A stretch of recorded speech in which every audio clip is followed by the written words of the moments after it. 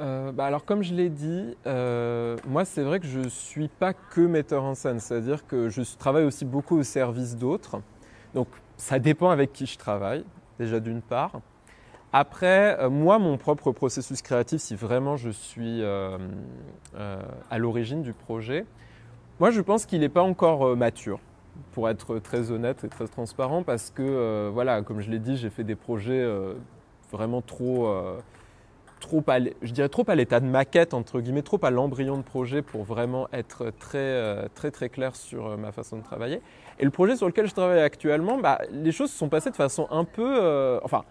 j'ai été un peu dépassé par les événements, pour ainsi dire, parce qu'en fait, je me suis retrouvé dans une sorte de dispositif de résidence d'écriture assez massif, je dois dire, en combinaison avec des ateliers dans une classe de primaire. C'était vraiment un gros projet de résidence.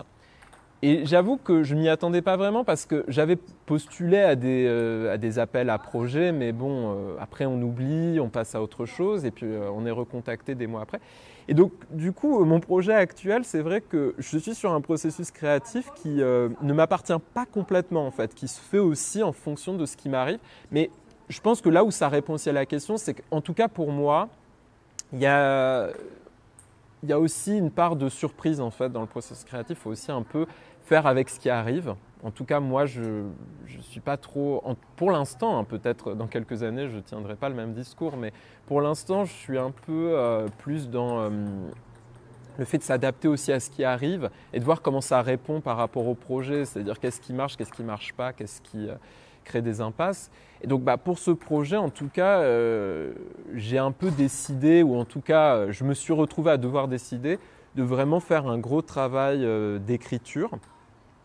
Alors, moins parce que c'est vraiment une pièce où il y aura un texte très clair avec un début, un milieu, une fin. Parce que, du coup, j'en parle de façon un peu vague, je n'ai pas du tout dit ce que c'était comme projet. Mais bon, voilà, je peux dire très rapidement, en gros, c'est une pièce, c'est un peu du théâtre documentaire, on va dire, mais bon, j'essaye en même temps de casser un peu les codes de ça. Enfin, en tout cas, de ne pas m'enfermer dans le pur théâtre documentaire, mais en tout cas, je voulais en fait faire une sorte de chronique théâtrale sur le rapport intime à la nourriture et au fait de manger ou de cuisiner. Voilà. Tout le rapport socio-culturel en fait à la nourriture. Et donc faire une sorte de pièce, un peu en même temps une sorte de performance, c'est-à-dire avoir quelque chose qui est très dans le travail sur l'oralité, sur la parole, sur la poésie aussi. Donc c'est ça que j'appellerais un peu plus de la performance vocale, c'est-à-dire que la façon de dire les choses, la texture du son a aussi sa place dans le projet, on va dire. Parce qu'il y a aussi tout un travail sur la question de la SMR aussi qui me plaisait bien dans ce projet, parce que c'est aussi un rapport socio-culturel aux textures qui est important aussi, très actuel, ouais. Et bon, enfin, en tout cas, dans un projet comme ça, j'étais un peu parti sans vraiment savoir comment ça allait s'écrire, quel serait exactement le dispositif scénique.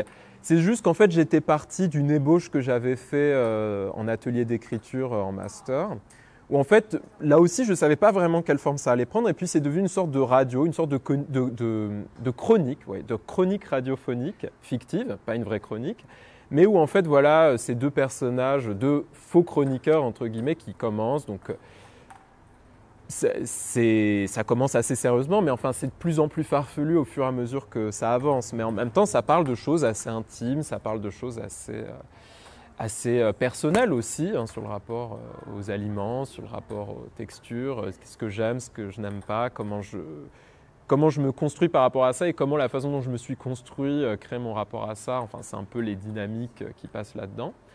Bon voilà, et puis après je me suis dit tiens, j'ai envie de partir de ça pour faire un projet un peu plus ambitieux. J'ai commencé à faire des laboratoires. Quand je dis laboratoire, c'est-à-dire bon, je me réunis avec une petite équipe et puis on essaye des choses, voilà. On essaye, tiens, il y a tel extrait de texte, qu'est-ce que ça donne si on essaie de l'interpréter? Moi j'ai écrit ça, qu'est-ce que ça donne si on assemble? Bon, voilà, pour en fait juste faire du brouillon. Et puis après, je me suis retrouvé dans ce dispositif. Donc du coup, ça s'est beaucoup construit par rapport au fait de faire aussi de la transmission culturelle avec des enfants. Donc c'est encore autre chose, c'est encore vraiment un autre rapport à la matière. Et puis en même temps, ça a donné pas mal de temps pour réfléchir, donc ça a beaucoup déplacé les lignes. J'ai essayé de faire après d'autres expérimentations scéniques qui n'ont pas spécialement fonctionné. Voilà. Et donc je me suis dit, bon, bah, en fait, voilà, maintenant, en fait, c'est que ça a vraiment déplacé ce que je voulais faire. Donc en fait, il faut que je reprenne un petit peu tout, pas à zéro, mais il faut que je reprenne un petit peu tout et que je revoie maintenant, c'est-à-dire maintenant que j'ai les idées claires, avant j'avais vraiment pas les idées claires.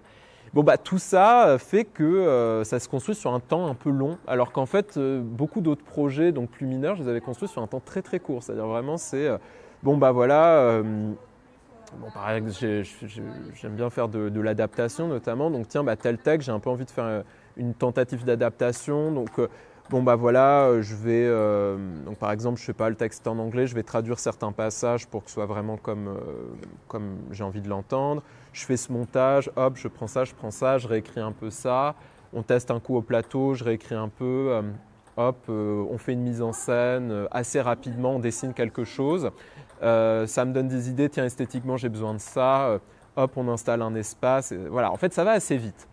Et là, je me retrouve alors, je précise, ça va assez vite parce que quand on n'a pas trop de moyens, j'aime bien aussi ne pas forcément trop traîner dans la longueur parce que c'est là où on s'épuise et où on commence en fait à aller un peu au-delà des moyens réels qu'on a, quoi. Ou alors, il faut avoir vraiment des gens qui sont vraiment prêts à se sacrifier pour un projet, mais c'est pas sain. C'est pas du tout sain de toute façon d'aller dans ce genre de dispositif. Et là, bon, bah, il se trouve que c'est un projet à la fois pour les difficultés, parce qu'en fait, à la fois c'est un sujet pour lequel j'ai beaucoup d'appétence, mais en même temps, dans la façon de l'écrire et de le mettre en scène, j'avais aucune évidence pour le coup, parce que c'était presque un peu trop libre.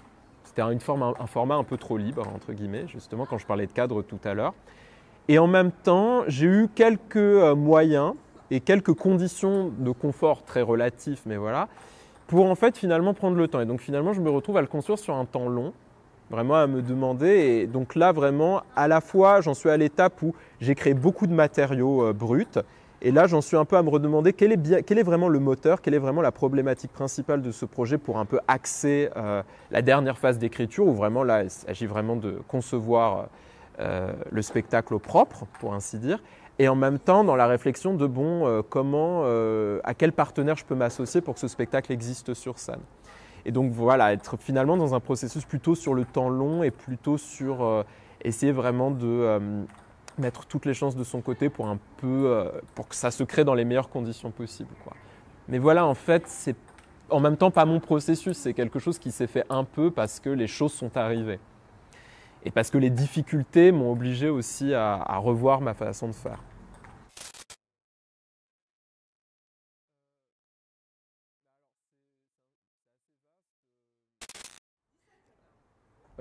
En tout cas, moi, en fait, je trouve qu'il y a un peu...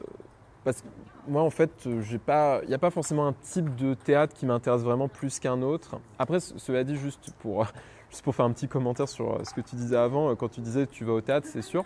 En fait, je tiens quand même juste à dire une chose, je ne sais pas si c'est intéressant pour vous ou pas, mais un peu par rapport à ce que je disais sur mes sources d'inspiration, moi, ça n'arrive pas à tout le monde, hein, mais moi, personnellement, j'ai vraiment des moments de saturation où j'en ai vraiment marre d'aller au théâtre. Parce que justement, c'est aussi un microcosme. Donc, il y a des moments aussi où il y a un peu besoin d'aller voir autre chose. Pour moi, il y a parfois des besoins d'aller voir autre chose ou juste de ne pas y aller, quoi. Juste, voilà, pendant quelques temps, de ne pas aller voir de pièces. Pour aussi un peu recréer du désir, quoi. Aussi parce que je pense que au bout d'un moment, on finit aussi beaucoup par aller voir des pièces, soit parce qu'on a des amis qui montent des projets, donc on va aller les voir, soit parce qu'il y a des gens, on se dit tiens, j'aimerais bien réseauter un peu avec cette personne, je vais aller voir ce que cette personne fait et tout. Finalement, ça finit par devenir un peu, pas intéressé, mais c'est plus un rapport vraiment pur au spectacle. Ouais. C'est aussi un peu là qu'on perd, c'est pas qu'on perd le plaisir, parce qu'en fait, ça peut être quand même très plaisant, mais en tout cas, ça devient aussi un peu une obligation professionnelle. Donc, il y a aussi des moments où, il y a moins d'entrain, je dirais, à aller au théâtre. Voilà. Donc, je dis juste ça pour en fait enchaîner sur ma réponse à ta question. Je suis vraiment désolé, c'est extrêmement chaotique ma façon de répondre aux questions. Donc, sur le théâtre parisien, moi je trouve qu'il y a un peu une sorte de double visage. C'est-à-dire que d'un côté, je trouve que c'est vraiment une chance d'habiter dans une métropole, dans une agglomération où il y a autant de propositions culturelles. C'est assez fou, quoi. Il y a vraiment. Enfin, c'est le festival permanent, quoi. Il y a pas. Je veux dire, si je voulais aller au théâtre tous les jours, je trouverais de quoi m'occuper sans aucun problème. Il y a 365 représentations sans aucun souci, sans s'ennuyer et sans faire de redites. Voilà. Donc ça, c'est super. Maintenant, je dirais l'aspect un peu plus sombre de ça, c'est qu'il y a une sorte d'embouteillage en fait. Quand je dis embouteillage, c'est que d'une part, quand on est créateur ou quand on veut être créateur, ça peut être parfois très compliqué de trouver sa place et même de trouver la nécessité de ce qu'on fait. On se dit, mais en fait, je fais ça. Je veux dire, on est déjà dans un microcosme. Je dis bien un microcosme parce qu'en fait, c'est une pensée très parisienne. Hein. C'est-à-dire qu'en fait, quand on sort de Paris, la réalité est tout autre en fait. Hein. C'est aussi un peu une fantaisie qu'on a parce qu'on vit en région parisienne. Mais bon, le fait est que quand on crée et qu'on essaye de jouer en région parisienne et même en Île-de-France, on pourrait dire, plus ou moins, il y a un peu cette impression que voilà, en fait, il n'y a pas de place pour de nouveaux créateurs. Il y a déjà tellement de choses qui sont faites. Il y a déjà des parcours qui sont tellement institutionnalisés. On ne voit pas trop comment on pourrait trouver sa place là-dedans. Et même si on va sur des circuits plus indépendants ou plus privés, il y a déjà énormément de choses, quoi. Et en même temps, de moins en moins d'argent. Donc c'est un peu la folie. C'est vraiment la folie. Donc je dirais que c'est la folie dans les deux sens. C'est-à-dire qu'en même temps, ça permet d'avoir une émulation infinie, éternelle, incessante, quoi. Et en même temps, voilà, d'avoir une offre gigantesque en tant que public, en tant que spectateur. C'est très inspirant et tout. Et en même temps, il y a quelque chose où on arrive un peu à saturation. Et je disais, en tant que créateur, ça peut poser des problèmes très pratiques, malheureusement, très pragmatiques, de production, hein, tout simplement. Mais en même temps, même en tant que spectateur, peut-être parfois il y a aussi une impression qu'il se passe trop de choses en fait, et il y a un peu un côté FOMO, quoi. On a un peu peur de rater des choses, quoi. Et on finit par peut-être pas avoir un rapport très sain aux choses aussi parfois. Voilà, maintenant je ne sais pas si ça répond vraiment à la question parce que c'est un avis très général. Je n'ai pas forcément après parlé foncièrement, moi, ce que j'aime moins, mais voilà, en tout cas, c'est la vie générale, l'impression que j'ai de la scène parisienne, quoi.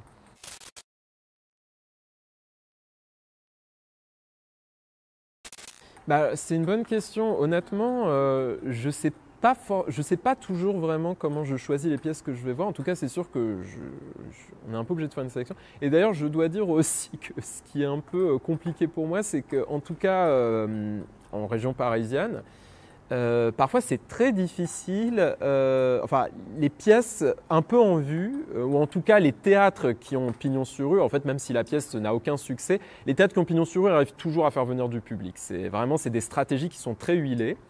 Et donc en fait les salles sont remplies étonnamment. C'est-à-dire qu'il y a un peu ce paradoxe où les gens ne vont plus au théâtre soi-disant et en même temps les salles sont remplies. Donc bon, ça c'est un questionnement socio-économique très intéressant à avoir. Je ne sais pas exactement ce que ça signifie. Est-ce que c'est tout le temps le même public? Est-ce que c'est… Bon, c'est tout un autre questionnement. Mais en tout cas, la conséquence de ça, c'est que les salles sont très vite complètes. Les représentations sont très vite complètes et du coup, en fait, il faut être très organisé quand on veut aller au théâtre à Paris. C'est-à-dire qu'il faut vraiment se faire un peu son calendrier et se dire, bon, bah alors là, il y a cette pièce qui joue en avril, je vais prendre ma place tel jour, je le note dans mon agenda. Et moi, j'aime pas trop parce que j'aime bien aller un peu spontanément au théâtre. Sauf que c'est très compliqué parce que souvent, tu te retrouves sur liste d'attente et tu n'es vraiment pas sûr de rentrer. Alors bon, quand c'est un théâtre qui est à côté de chez toi, ça va. Mais quand j'ai envie d'aller à Gennevilliers voir une pièce, je ne sais pas si j'ai envie de me faire 1h15 de trajet pour risquer de ne pas rentrer, quoi, on va dire. Donc il y a aussi ça. Donc après, comment moi je fais ma sélection? Donc déjà, comme je l'ai dit, c'est vrai que j'essaye au maximum, je ne suis pas toujours le meilleur pour ça, mais j'essaye au maximum d'aller quand même voir les pièces, les travaux, les présentations, les lectures, les maquettes, c'est-à-dire même les pièces non terminées encore, des gens que je connais, de mes amis et des gens de mon réseau, à la fois par amitié, mais aussi, il faut bien le dire, pour entretenir tout simplement des relations. Je veux dire, c'est un peu naturel, hein. Et après, voilà, il y a aussi des gens dont je suis le travail parce que j'aime beaucoup ce qu'ils font. Et du coup, dès qu'il y a une pièce, je me dis, tiens, je vais aller voir cette nouvelle pièce, quoi, parce que j'aime vraiment fondamentalement ce qu'ils font. Bon, je dis que je vais voir du théâtre de façon un peu intéressée, mais en fait, c'est pas complètement vrai parce que je suis très mauvais à ça. Il y a des gens qui sont très doués pour faire ça. Moi, c'est pas trop mon cas. Donc en fait, en vrai, je vais quand même plutôt voir des pièces pour lesquelles j'ai quand même un intérêt malgré tout. Voilà, bon, c'est... Je sais pas si c'est bien ou pas bien de snober certains... Je le dis sur le son de cloche pour que ça reste. Peut-être ce que je peux quand même rajouter sur cette question, parce que là j'ai parlé plus, encore une fois de façon un peu générale, moi c'est vrai que autant je pense qu'en tant qu'artiste je suis encore vraiment très immature, très dans les débuts, autant en tant que spectateur je pense que maintenant j'ai une certaine expérience de spectateur, une certaine maturité en tout cas vis-à-vis de moi-même, c'est-à-dire je sais un peu ce que j'ai envie de voir et en général je sens assez bien à l'avance tiens, telle pièce, je vois à peu près quel genre de théâtre c'est, je vois à peu près où est-ce que ça se place et je sens assez bien en fait si c'est quelque chose qui peut m'intéresser ou pas. Et donc en général, j'essaye de viser des pièces soit qui s'inscrivent dans une démarche donc, que j'ai déjà découverte et j'ai envie de voir où ça va aller, quelle va être la prochaine étape de cette démarche. Donc typiquement des metteurs en scène ou metteuses en scène avec qui j'ai travaillé ou dont j'ai vu le travail et où j'ai envie de savoir quelle va être la prochaine étape, quoi. Ou alors, ce que j'aime bien aussi, c'est des pièces où je me dis, tiens, ça va être un peu... c'est intriguant, ça m'intrigue. J'ai un peu envie de savoir ce qui va se passer. Et parfois, ça tient vraiment à pas grand-chose. Parfois, c'est juste un visuel ou un titre, je me dis, ça m'intrigue. Et limite, ça me donne pas envie de trop m'informer parce que c'est moins le dossier artistique qui m'intéresse que vraiment de voir ce qui va se passer sur scène. Donc, c'est juste, je suis intrigué, j'ai envie de savoir ce qui se cache derrière cette première impression. Donc parfois c'est aussi juste ça, en tout cas quand ce n'est pas des gens que je connais ou que ce n'est pas vraiment du théâtre que j'identifie, je dirais que moi je sélectionne un peu à ce qui m'intrigue, quoi. Vraiment une première impression, tout d'un coup j'ai envie de savoir ce qui se cache derrière. Vivre une expérience, quoi.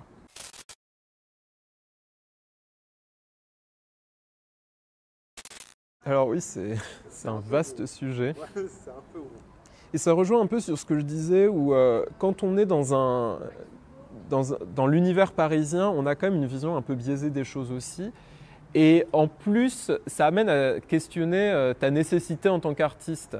Alors, pas dans le sens... Moi, je ne suis pas du tout inquiet des discours politiques qui laissent sous-entendre que les artistes servent à rien. Je veux dire, les artistes servent à quelque chose, il n'y a aucun problème et il existera des artistes aussi longtemps que les sociétés humaines existeront, ça, il n'y a aucun souci. Mais disons plus à une échelle un peu micro, quelle est ta nécessité, toi, vraiment, en tant que personne qui fait de l'art, face à un univers où, clairement, il y a déjà beaucoup de choses, etc. Voilà. Et où, effectivement, en tout cas, on est dans un... L'art, en général, c'est assez clair. C'est assez clair. C'est déjà une vaste question, mais c'est plus facile d'y répondre. Mais c'est vrai que le théâtre et les arts du spectacle en particulier, je trouve le débat est un peu plus délicat. Parce que, comme je le disais, il y a une vraie question de... À la fois, effectivement, est-ce que les gens vont vraiment voir des spectacles? En même temps, il y a un public, clairement, pour ça. Et en même temps, il y a un peu une prétention dans le théâtre. C'est quand même un art... en tout cas, on rencontre des gens qui ont une grosse prétention, quoi. C'est pas du tout des petites... Mais c'est pas juste qu'ils ont la grosse tête, c'est que... c'est un milieu... Mais c'est pas qu'une critique, hein, c'est aussi ce qui est appréciable dans ce milieu, c'est que y a vraiment des engagements qui peuvent être très forts. Mais le problème face à ça, c'est toujours la question effectivement, est-ce que j'ai un engagement hyper fort, je vais faire une pièce super engagée, d'accord, mais qu'est-ce que ça va changer au monde? Et surtout, c'est toujours la question de ce public, c'est-à-dire que si le public qui est convoqué dans la salle, c'est toujours le même public, et un public qui est vraiment acquis au théâtre en tant qu'art et à la cause théâtrale, c'est parfois un peu décevant et ça peut même, je pense, donner un peu un sentiment de défaite parce que, en fait, quand un public est déjà acquis, je veux dire, même s'il va vraiment adorer ce qu'on fait, surkiffer ce qu'on fait, et quand je dis on, c'est pas forcément moi parce qu'encore une fois, moi, j'ai pas une influence, mais je veux dire, même quelqu'un qui fait salle comble dans un immense théâtre, qui arrive à toucher vraiment des milliers de personnes, d'une, ça ne reste que des milliers de personnes. À l'échelle du monde, c'est quand même pas grand-chose. Ça reste un acte éphémère, le théâtre. C'est quand même un spectacle qui est destiné à mourir, hein, même s'il tourne pendant 10 ans, et c'est vraiment une minorité. Ça reste 10 ans. C'est pas, après, c'est mort, quoi. Mais c'est aussi ce qui est beau dans le théâtre, ça nous réapprend, peut-être, d'ailleurs, peut-être que par hasard, c'est une façon de répondre à la question. Peut-être que le théâtre, ça nous réapprend quand même, et c'est pour ça que c'est un art qui arrive à survivre malgré tout, même si difficilement. C'est quand même un art qui nous réapprend aussi que les choses sont éphémères, que le vivant, c'est un processus. C'est-à-dire que Pardon, je vais commencer à rentrer dans les métaphores un peu ronflantes, hein. Voilà, je vous préviens. Mais c'est juste, je disais, c'est juste parce qu'un jour, j'avais trouvé un bon mot. Je trouvais que le théâtre, il y avait un côté un peu jardinage dans le fait de faire du théâtre ou dans le fait de faire des arts de la scène. C'est-à-dire que bon, un jardin, c'est super beau, c'est très artistique, c'est très composé, mais c'est du vivant en fait. Si on n'en prend pas soin, ça meurt. Si on le laisse vivre, ça redevient sauvage. Mais ça peut être très bien aussi. Mais voilà, c'est-à-dire qu'en fait, ça n'est que le reflet de ce qu'on investit dedans en fait. Ça n'est pas du tout une statue qui a une finalité. Et même une statue en fait, c'est un processus. Même un tableau, c'est un processus. Ça vieillit en fait. Mais on se donne l'illusion que ça ne vieillit pas. On se donne l'illusion que ça a une stabilité, que c'est gravé dans le marbre. Avec le théâtre et les arts vivants et les arts du spectacle, on ne peut pas avoir cette illusion-là. C'est-à-dire qu'on va toucher un nombre de personnes relativement limité.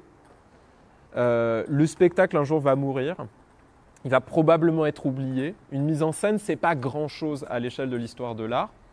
Un texte, à la rigueur, il peut passer à la postérité, mais bon, pas tous les textes, et ça reste des textes de théâtre. C'est quand même assez spécifique malgré tout, hein. Alors bien sûr, il y a quelques aspects du corpus qui sont iconiques hein, dans l'histoire des langues, mais bon, voilà, on ne peut pas avoir des Molières tous les 2 mois ou des Shakespeare tous les 3 mois, quoi. Et même Shakespeare et Molière sont à replacer dans leur contexte déjà, donc bon. Non mais c'est un peu ronflant, donc je vais quand même donner aussi une réponse un petit peu plus, peut-être un petit peu plus simple, on va dire. Je pense après que de toute façon, je ne vais pas discuter de façon trop démesurée de l'utilité sociale de l'art, mais en tout cas les arts qui sont vraiment liés à la représentation, et c'est sûr que le théâtre, c'est vraiment un art de représentation, il y a vraiment un acte social qui se passe sur scène, en fait que... En plus, je pense que depuis qu'on est dans des esthétiques contemporaines où on se donne de plus en plus, on s'amuse de plus en plus à éclater le texte, à éclater la narration, ce qui reste sur scène, c'est des actes sociaux, quoi. C'est-à-dire qu'on voit des gens se comporter de façon plus ou moins sociale sur une scène. Donc vraiment, on ne fait que représenter de la société, du social, en fait, vu qu'on a un peu détruit la narration au théâtre. On raconte de moins en moins d'histoires au théâtre. C'est bien ou c'est pas bien, je ne porte pas de jugement là-dessus, c'est juste les esthétiques font qu'on raconte de moins en moins d'histoires ou qu'on les raconte de façon beaucoup plus explosée ou de façon différente ou qu'on raconte d'autres histoires, ce qui est très positif aussi, mais dans des esthétiques ultra contemporaines, qui ne sont pas les seules esthétiques qui existent, mais qui sont quand même présentes aujourd'hui. Je parlais de théâtre documentaire, c'est plus du tout des théâtres qui racontent des histoires au sens où on pouvait l'entendre avant. Mais du coup, on est sur des formes, que ce soit le théâtre le plus éclaté, le plus absurde, le plus documentaire, le plus tout ce qu'on veut, c'est des actes sociaux qui restent sur scène. Et ça, c'est quand même intéressant socialement parlant parce que, et ce n'est pas une idée nouvelle que j'énonce, de toute façon, c'est quand même une idée assez classique, c'est que c'est quand même toujours intéressant en tant que membre d'une société d'avoir en fait un médium qui servent un peu d'intermédiaire pour se dire tiens, c'est un peu ça qu'on peut capter de nous-mêmes en fait, de notre existence. C'est toujours un peu, c'est pas tellement un miroir, mais en fait je trouve que les actes artistiques c'est toujours un peu comme si des extraterrestres essayaient de comprendre en fait ce qui se passe dans ce chaos qu'est la société et en faisaient une sorte de représentation du coup très imparfaite. Et en fait, c'est ça qui est intéressant dans le regard artistique, c'est que comme il est intéressé par des milliers de questions techniques et esthétiques dont le public n'a pas conscience, l'objet final a toujours une forme de bizarrerie ou d'étrangeté, mais si c'est bien fait, en fait, on s'en rend moyennement compte ou on l'accepte totalement, parce que c'est immersif. Mais en fait, si on se pose 3 secondes la question, tout est très artificiel, en fait. Et en plus, le théâtre, et notamment le théâtre contemporain, c'est ça que j'aime bien, en tout cas parmi les faits contemporains que j'aime le plus au théâtre, c'est le fait d'assumer de montrer les grosses ficelles, quoi. C'est-à-dire, on s'en fout, en fait, on montre les projets, on montre les extincteurs au fond de la salle. Moi, quand je suis scénographe, j'adore en fait qu'on voit En fait, j'aime bien faire des très beaux décors, mais j'aime bien aussi qu'on voit les extincteurs et les sorties de secours. Alors pourtant, c'est chiant, c'est vraiment une contrainte très...